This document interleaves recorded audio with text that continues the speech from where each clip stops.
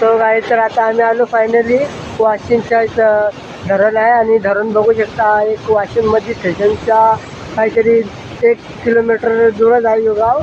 आणि आता आलो होतो कामाबद्दल तर बाजूलाच धरणचा आवाज आल्याबद्दल म्हणून आम्ही आलो तिकडं बघूया कुठून येतो. तरी मागं बघू शकता कसा धरण आहे आणि खूप वाहता पाणी आहे.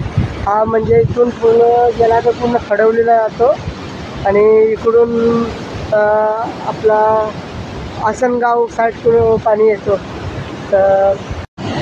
तर बघूया पुढच्या टायमाला ब्लॉग बनवायचा प्रयत्न. क्या बात है सर, क्या बात है सर, क्या बात, ये बात है.